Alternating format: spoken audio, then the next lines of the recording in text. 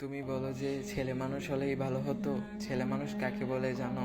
যে তার নিজের কলিজা ছেঁড়া কষ্ট বাতের লোকমার সাথে প্রতিনিয়ত গিলে খায়, তাকেই ছেলে মানুষ বলে। একটা ছেলে যখন বড় হয় সে তার বাবাকে গিয়ে এই কথাটা বলতে পারে না, বাবা আমি প্রচুর পরিমাণে ডিপ্রেশনে আছি, আমি অনেক সমস্যার ভিতরে আছি, আমার একটু তোমার সাপোর্ট দরকার। ছেলেরা এই কথাগুলো কখনোই তার বাবাকে গিয়ে বলতে পারে না। ছেলেরা কখনো নিজের মাকে জড়িয়ে ধরে কান্না করতে পারে না, কারণ ছেলেদের মুখে তো কান্না মানায় না। এই কারণে ছেলেরা কষ্ট পেলে কাউকে জড়িয়ে ধরে কান্না করতে করতে বলতে পারে না।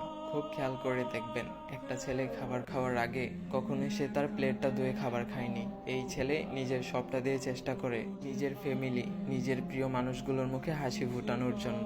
অনেক ছেলে দেশে পরিশ্রম করে, অনেক ছেলে আবার প্রবাসে পরিশ্রম করে। দিন শেষে ছেলেদের মুখে হাসি ফুটানোর জন্য কাউকে পাওয়া যায় না। আমার মনে হয় এই পৃথিবীতে ছেলেরাই হচ্ছে সবচেয়ে বড় অভিনেতা, কারণ ছেলেরা নিজের বুকে হাজারো লক্ষ কষ্ট চেপে রেখেও মুখে হাসি নিয়ে চলে। কারণ সে জানে আজ আমি যদি ভেঙে পড়ি তাহলে আমার পুরো ফ্যামিলিটা অস্তিত্বহীন হয়ে যাবে।